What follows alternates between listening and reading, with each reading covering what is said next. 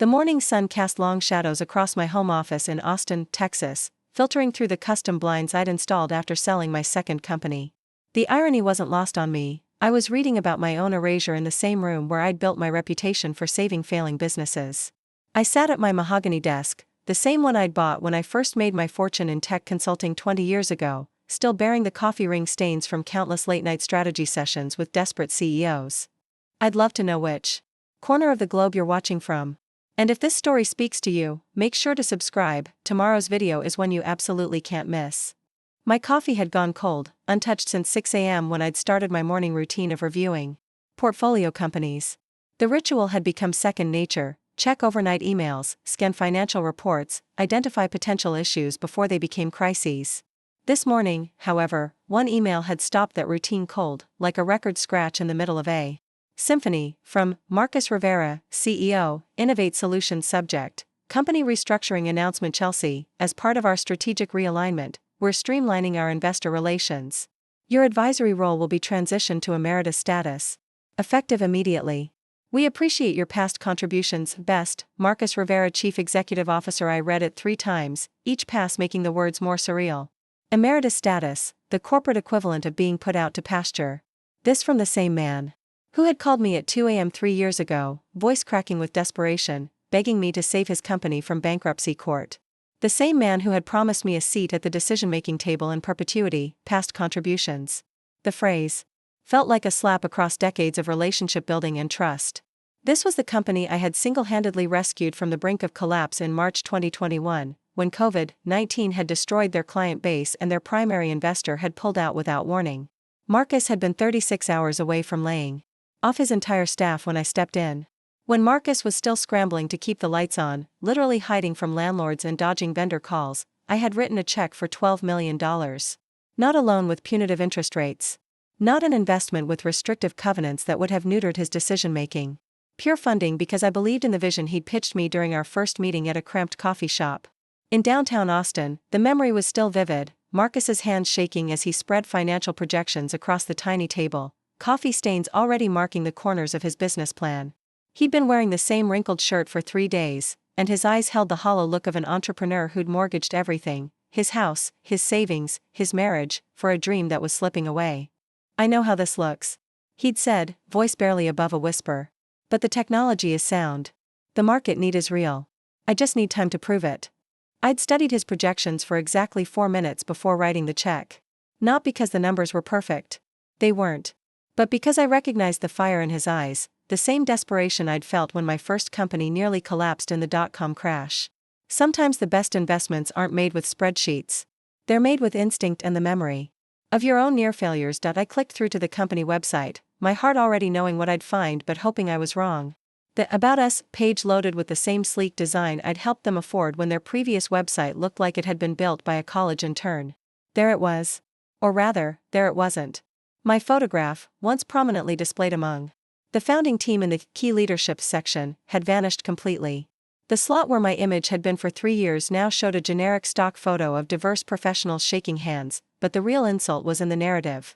The story of our early days had been completely rewritten, as if someone had taken a red pen to history itself. Marcus Rivera, it now claimed, was the visionary founder who built Innovate Solutions from nothing in his garage, overcoming numerous challenges through innovative thinking and strategic partnerships. His garage. The man didn't even own a garage. He'd been working out of a co-working space that charged by the hour when I found him. I scrolled through the company timeline, each revision feeling like a punch to the gut. The section about their dark period in 2021, what they'd previously called the Chelsea Collins miracle in internal documents, now read like corporate fiction. My hands trembled as I scrolled through the timeline, muscle memory still remembering the weight of the stress ball I'd squeezed during those crisis calls. The 2021 liquidity crisis that nearly destroyed them? Now, solved through strategic partnerships and innovative financing solutions. No mention of the $12 million lifeline that had literally kept their servers running. The breakthrough algorithm that tripled their revenue in 2022? Developed by our internal R&D team under Marcus's leadership, conveniently omitting that the core concept had emerged from a brainstorming session in my living room, where I'd walked Marcus through market analysis techniques I'd perfected over 2 decades. The algorithm story particularly stung. I remembered that night clearly. Marcus had called me at 11 p.m., panicking because their main competitor had just launched a similar product. We'd spent 4 hours on my couch, surrounded by whiteboards I'd wheeled in from my home office, mapping out user behavior patterns until we found the angle that would become their signature feature. My housekeeper had found us asleep on opposite ends of the sectional at 6 a.m., surrounded by empty coffee cups and crumpled papers covered in my handwriting. Now, according to their website, that breakthrough had happened during a routine team meeting where Marcus had inspired the development team to think outside conventional parameters. I leaned back in my leather chair, staring at the ceiling where I'd mounted motivational quotes from successful entrepreneurs I'd mentored over the years. The irony was suffocating. 23 years old when I sold my first company, a data analytics startup I'd built in my University of Texas dorm room. 38 when I became one of the youngest venture capitalists in Texas, with a portfolio that would eventually include 3 IPOs and 2 major acquisitions. 45 when I decided to stop chasing profit and start nurturing genuine innovation, focusing on companies that could actually change the world rather than just chase market caps. And now, at 52, I was being erased by a man who couldn't code his way out of a paper bag, whose greatest technical achievement was successfully installing WordPress on a shared hosting account. The same man who had once confessed to me, during one of our strategy sessions, that he still Googled how to read a P&L statement whenever investors asked for financial projections. My achievement wall mocked me from across the room. 25 years of framed articles, awards, and photographs with tech luminaries who had sought my advice. The Austin Business Journal's Top 40 Under 40 plaque from 2004. The Mentor of the Year award from the Texas Technology Council in 2018. The photograph of me shaking hands with the former governor at the signing of the state's innovation tax credit bill, legislation I'd helped draft. All of it is meaningless now, according to Marcus Rivera's revisionist history. The intercom buzzed, startling me from my spiral of anger and disbelief. Mrs. Collins? Your assistant called from Innovate Solutions. The board meeting scheduled for next Thursday has been moved to next week. Should I confirm your attendance? Board meeting. Right. The quarterly review where I was supposed to present my strategic assessment of their expansion into the European market, work I'd been preparing for 3 weeks, including late-night calls with consultants in London and Berlin to understand regulatory requirements. A lot of love and effort went into bringing this story to life. If you're enjoying it, we'd be so grateful if you'd subscribe to our channel. Now, back to where we left off. I pressed the button slowly, my voice steadier than I felt. Cancel it, Janet. I won't be attending. Ma'am? But you're listed as the primary presenter for the European expansion analysis. Mr. Rivera's office called twice this morning asking about your slides. Not anymore, I said, the words tasting bitter. They wanted to erase me?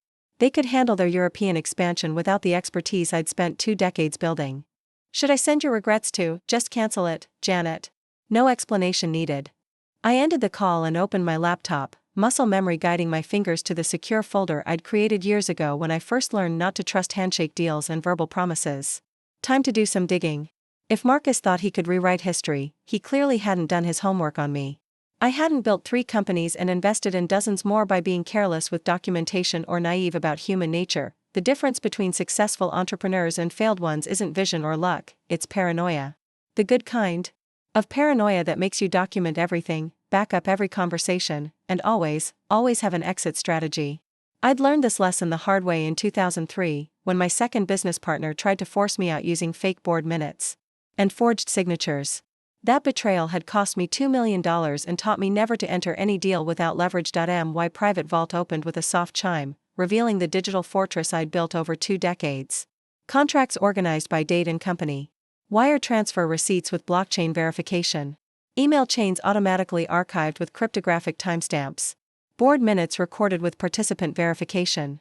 Everything meticulously organized and backed up to 3 separate secure servers across different continents. This wasn't just good business practice, it was survival instinct honed by years of watching brilliant people get destroyed by those they trusted. The investment agreement from March 15, 2021, stared back at me from my monitor, every clause as sharp and relevant as the day I'd insisted on including them.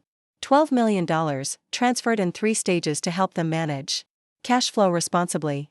But more importantly, Section 7.3, the clause that had seemed like overkill at the time but now felt like prophecy, investor retains the right to immediate capital recall upon material breach of contributor recognition or fraudulent misrepresentation of funding sources. The clause had been born from bitter experience.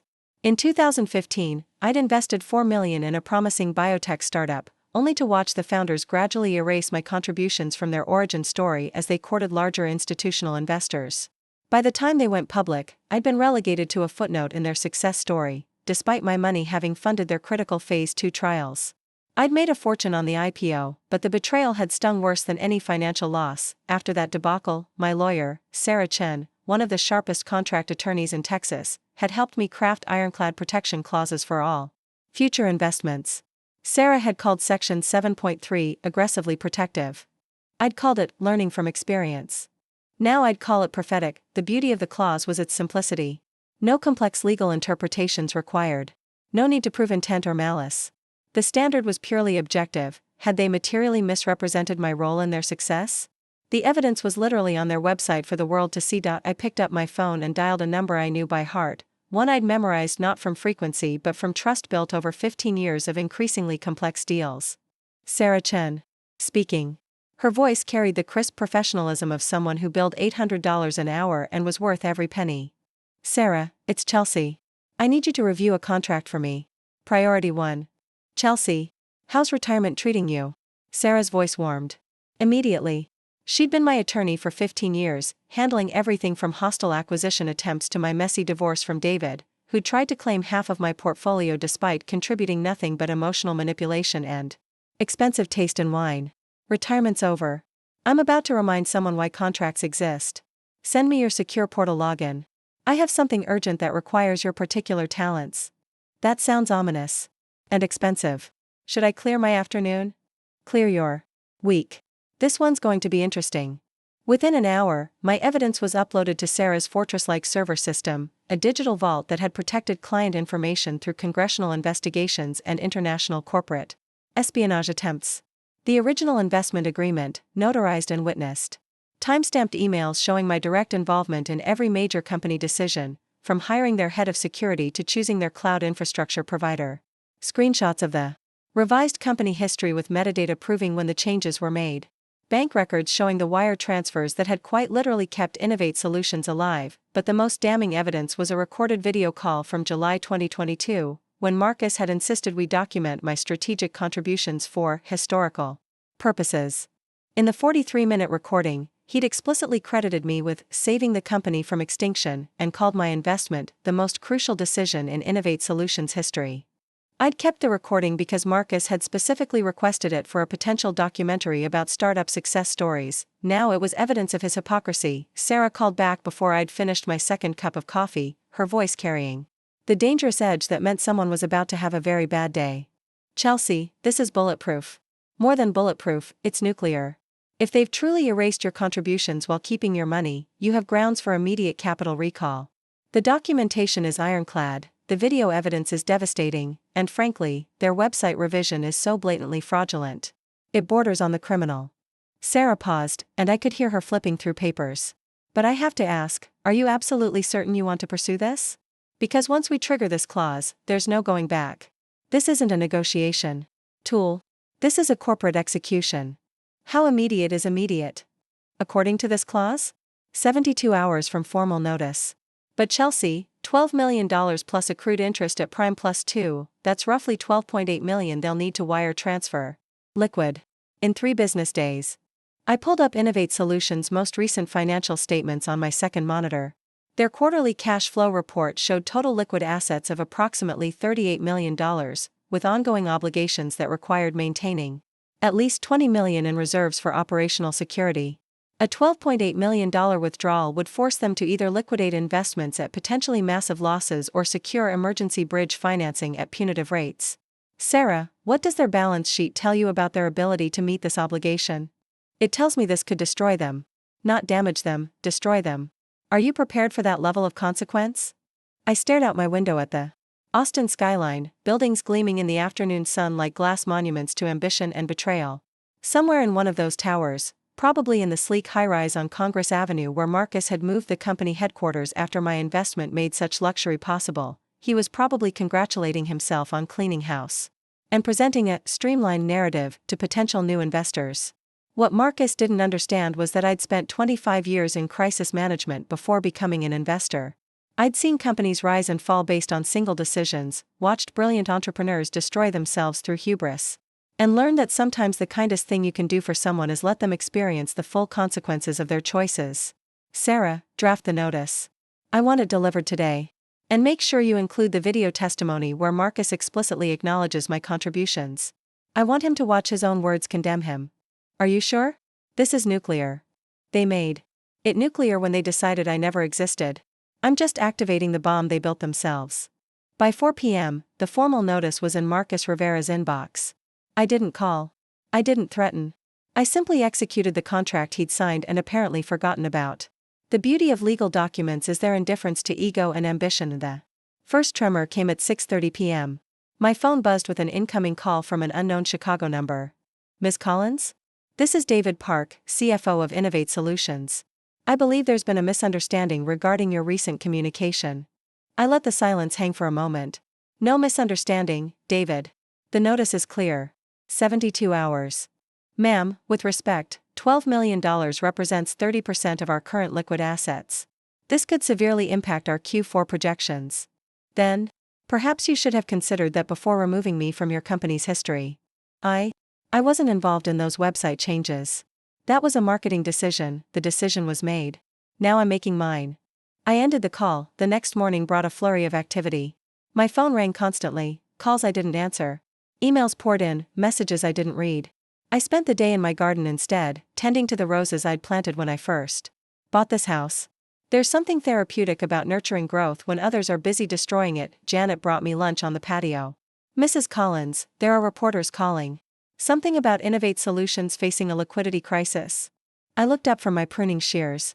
Reporters move fast these days. Should I prepare a statement? No statement. No interviews. Let them speculate. By evening, the story had hit the tech blogs.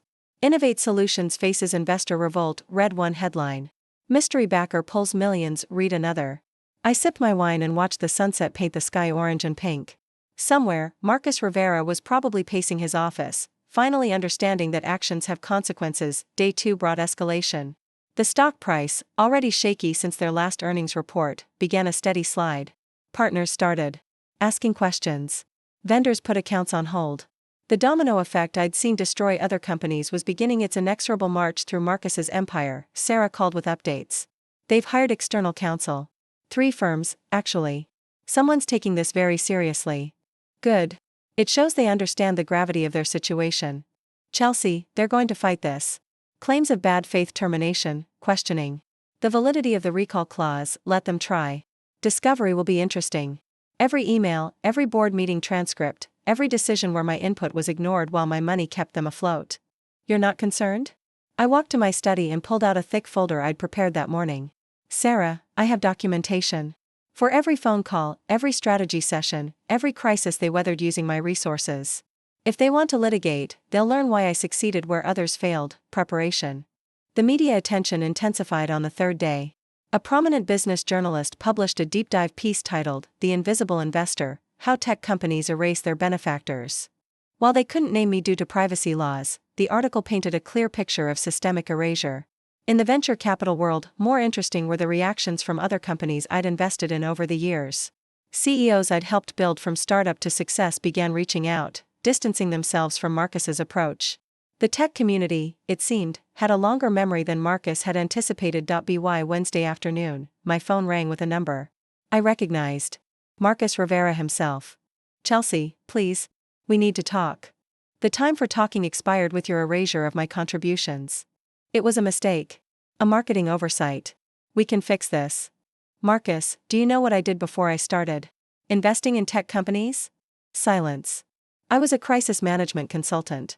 I helped companies survive disasters. I know exactly how long you have before this becomes irreversible. How long? Check your cash flow projections. You tell me. I ended the call and returned to my roses. The business world would handle itself now. I'd simply lit the fuse. The explosion was someone else's responsibility. That evening, Sarah forwarded me an internal email that had been leaked to the press. Marcus's message to his staff was panicked and desperate. All hands meeting tomorrow. Bring solutions, not problems. I smiled and made myself dinner. Some problems don't have solutions. Some problems are consequences. Thursday morning brought the inevitable. At 9:47 a.m., exactly 71 hours and 13 minutes after my notice was served, Sarah received a call from Innovate Solutions lead counsel. They want to settle, she told me. Full payment within 24 hours, plus interest, plus legal fees. And my public acknowledgement? Complete restoration of your profile on their website, press release detailing your crucial role in the company's success, and a formal apology from the CEO. I set down my coffee cup and considered. The roses outside my window were blooming beautifully, the result of years of careful tending and the right conditions coming together at the perfect moment. Counteroffer. They pay $12 million as agreed. They issue the press release acknowledging my contributions. But I don't want Marcus Rivera's apology. You don't want an apology? I want his resignation. Public announcement that he's stepping down to pursue other opportunities, effective immediately. And I want them to offer the CEO position to Linda Vasquez. Linda was their head of engineering. A brilliant woman who'd been repeatedly passed over for promotion despite consistently delivering results. If Innovate Solutions was going to survive, they needed leadership that understood substance over showmanship. Chelsea, demanding a CEO's resignation is aggressive. So is erasing someone who saved your company. I paused, watching a hummingbird hover near my feeder. They have 6 hours to decide. After that, I withdraw the offer and pursue full legal recourse. By 2 p.m., my bank account showed an incoming wire transfer. $12 million, plus accrued interest and legal fees. At 2:15 p.m., the press release went live across all major business networks. Innovate Solutions recognizes founding investor Chelsea Collins, read the headline. The article detailed my crucial role in the company's survival and growth, complete. With quotes from board members praising my strategic insight and unwavering support during critical periods. At 3:30 p.m., Marcus Rivera announced his resignation via LinkedIn. His post was professional but clearly written through gritted teeth. After 3 incredible years building Innovate Solutions, I've decided to pursue new entrepreneurial opportunities. I'm confident the company will thrive under new leadership. By 4 p.m., Linda Vasquez was announced as interim CEO, with a board vote scheduled for the following week to make the appointment permanent. I closed my laptop and walked out to my garden. The afternoon was warm but not oppressive, with a gentle breeze that carried the scent of jasmine and possibility. My phone buzzed with interview requests, congratulatory messages, and investment opportunities. I ignored them all. Janet found me there an hour later, sitting on my favorite bench with a glass of iced tea. Mrs. Collins, there's someone here to see you. Linda Vasquez from Innovate Solutions. I looked up, surprised. A petite woman with kind eyes and calloused hands, the hands of someone who still wrote code herself, stood at the edge of my patio. Ms. Collins? I hope you don't mind me coming unannounced. I wanted to thank you personally. Please, call me Chelsea. And thank me for what? For seeing something in me that I wasn't sure I saw in myself. She sat down beside me, uninvited but not unwelcome. And for teaching all of us a lesson about accountability. We sat in comfortable silence for a moment, watching the hummingbirds dart between flowers. What will you do now? Linda asked. I smiled, feeling lighter than I had in months. I think I'll start a new fund. But this time, with very specific contracts about recognition and respect. And Marcus? Marcus learned an expensive lesson about the difference between building something and taking credit for it. What he does with that education is up to him. Linda stood to leave, then turned back. Chelsea? That algorithm that saved us in 2022? The one Marcus took credit for? We all knew it was your idea. We should have spoken up. Now you know to speak up next time. As her car pulled away, I remained in my garden until the sun set. My phone had stopped buzzing hours ago. The business world would continue spinning, deals would be made, companies would rise and fall. But tonight, I was simply a woman who had reminded an industry that respect isn't optional, and recognition isn't negotiable. I picked up my journal and wrote a single line. They tried to erase my contributions. I reminded them why that was impossible. The stars appeared one by one in the darkening sky, and I smiled. Tomorrow would bring new opportunities, new investments, and new entrepreneurs who needed guidance. But tonight, justice had been served. With compound interest. In my pocket, my phone buzzed one final time. A text from an unknown number. Saw the news. Brilliant execution. Have a proposal for you. Call me when you're ready for the next challenge. A fellow investor who appreciates your style. I chuckled and slipped the phone back into my pocket. The game, it seemed, was just beginning. 3 years earlier, I'd been sitting in the same coffee shop where Marcus first pitched me, Halcyon Coffee on South Lamar. It was one of those Austin institutions that had survived the tech boom by stubbornly refusing to change. The same mismatched furniture, the same local art covering water-stained walls, the same baristas who knew regulars by their complicated orders. Marcus had chosen a corner table, probably hoping the ambient noise would mask his desperation. He'd arrived 20 minutes early, a tell that screamed anxiety to anyone who'd spent decades reading entrepreneurs. When I walked in, he was already hunched over his laptop, fingers flying across keys as he made last-minute adjustments to projections that we both knew were optimistic fiction. Miss Collins, he'd stood so quickly his chair scraped against the concrete floor. Thank you for meeting me. I know your time is valuable. I studied him while ordering my usual black coffee. Mid-30s, probably hadn't slept in days, wearing a button-down shirt that had seen better weeks. His handshake was firm but his palm was sweating. Classic signs of a founder who was 36 hours away from losing everything. Tell me about the problem, Marcus. Not the opportunity, the problem. Most entrepreneurs launched into their pitch decks immediately, explaining their revolutionary technology and massive market opportunities. Marcus surprised me by pulling out a wrinkled envelope instead. This is a foreclosure notice on my house, he said, sliding it across the table. And this is a bankruptcy filing I haven't submitted yet. Another document joined the first. My wife left me last month. Took our daughter to her mother's in San Antonio. She said she couldn't watch me destroy our family for a dream that was never going to work. I sipped my coffee and waited. The problem, Ms. Collins, is that I built something brilliant, but I'm about to lose it because I don't know how to run a business. I can code algorithms that predict user behavior with 97% accuracy, but I can't figure out cash flow projections. I can solve problems that Google's been working on for years, but I can't convince a bank to extend my credit line. That's when I knew I was going to write the check. Not because his technology was revolutionary, though it was. Not because the market opportunity was massive, though it could be. But because he understood the difference between building something and running something. He was desperate enough to accept help. The call that had started it all came on a Tuesday morning in March 2021. I was in my home office, reviewing quarterly reports from my portfolio companies, when my phone rang with a number I didn't recognize. Ms. Collins? This is Marcus Rivera from Innovate Solutions. We met 6 months ago at the Austin Tech Council Mixer. I remembered him vaguely, a young entrepreneur who'd cornered me near the bar, pitching an AI platform that sounded promising but was probably 5 years ahead of its market. I'd given him my card more out of politeness than genuine interest. Marcus, what can I do for you? I'm calling because you said something that night that stuck with me.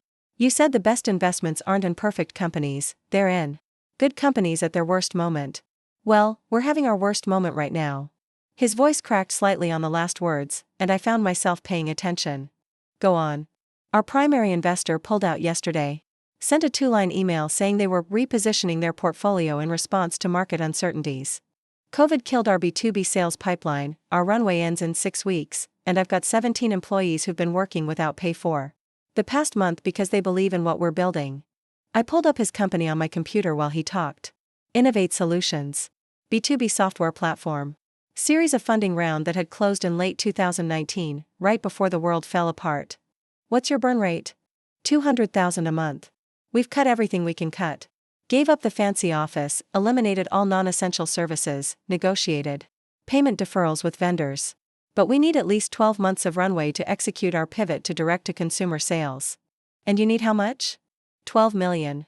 I know it's a lot for a company you barely know, but send me your financial statements. All of them. The real ones, not the investor-friendly versions. I want to see your books within an hour.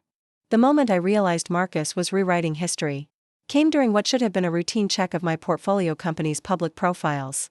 It was a Thursday morning in January, 3 months before the pension email that would trigger everything.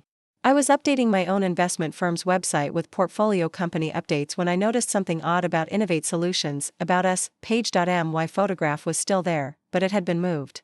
Previously featured prominently in the Key Leadership section, it now appeared in a smaller sidebar labeled Advisory Board.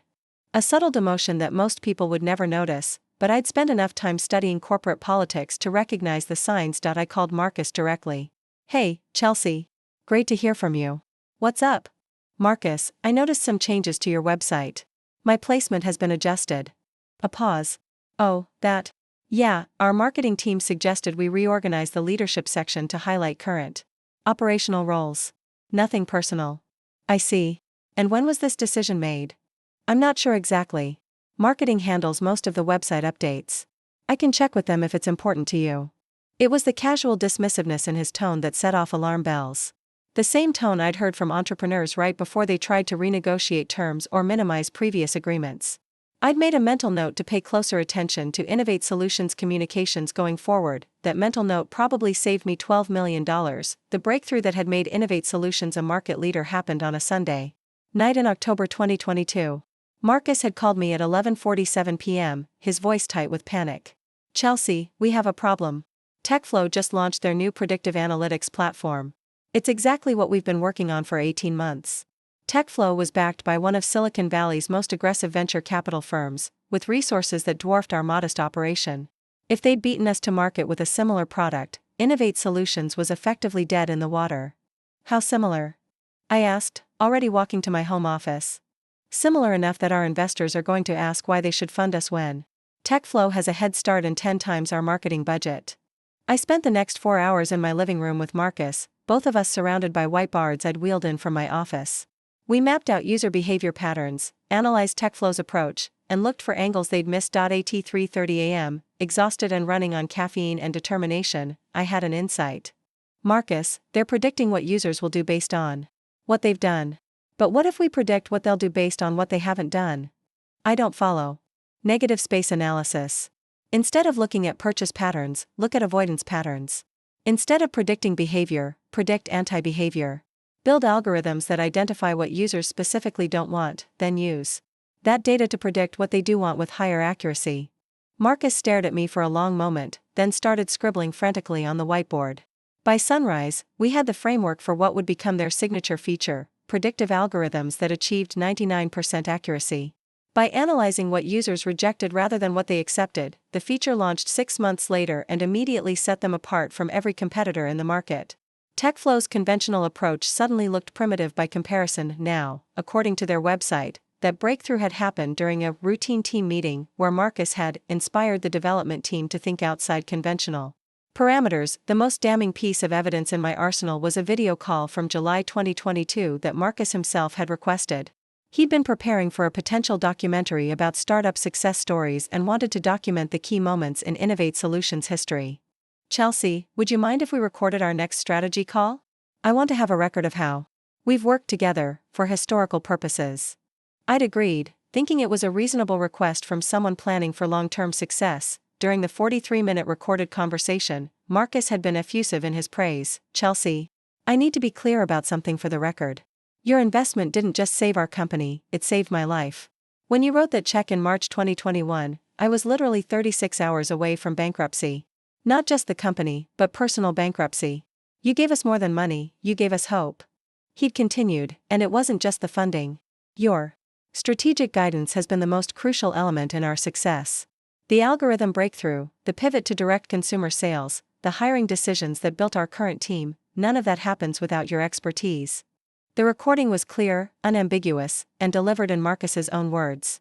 It was also, apparently, completely inconsistent with the narrative he now wanted to present to potential acquirers. 3 days after triggering the capital recall clause, I received an unexpected call from Rebecca Martinez, a former colleague who now worked in corporate development at Meridian Technologies. "Chelsea, I heard through the grapevine that you've had some issues with Innovate Solutions. News travels fast. In this industry, everything travels fast. Listen, I'm calling because Meridian has been in preliminary discussions with Marcus Rivera about a potential acquisition. Your situation has obviously complicated those talks." I set down my coffee cup carefully. "How complicated?" "Well, when we're evaluating a target company, one of the key factors is narrative consistency. If the founding story keeps changing, it raises questions about management credibility. Marcus told us he built the company himself, bootstrapped from his garage. Then this week we discover there was a $12 million investment that kept them alive during COVID. And our due diligence team is now questioning what else Marcus might have simplified in his presentations. The acquisition talks are on hold pending a full audit of their founding documentation and financial history." After ending the call, I realized that my capital recall had accomplished something I'd never intended. It had exposed Marcus's dishonesty to the very people he'd been trying to impress. Sometimes the truth has a way of finding its audience, regardless of who's trying to suppress it. By the end of the first week, the consequences of my action were spreading through Austin's tight-knit tech community like ripples from a stone dropped in still water. Other entrepreneurs began quietly reviewing their own investor agreements, suddenly concerned about clauses they'd signed without careful consideration. Point 3 Other portfolio companies reached out to me directly, wanting to ensure their own agreements were Chelsea Collins compliant, a term that was apparently becoming shorthand for investor protection clauses that couldn't be ignored or circumvented. More significantly, 2 other investors came forward with their own stories of being erased from company histories after providing crucial early-stage funding.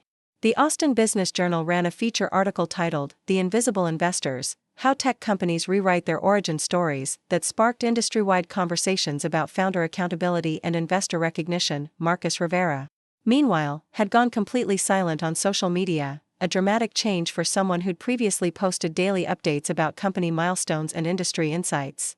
Looking for more? We've got 2 amazing stories ready for you right on screen. If this one touched you, these are absolutely worth your time. Click to watch them now. And hey, subscribe and hit that bell to never miss our latest uploads.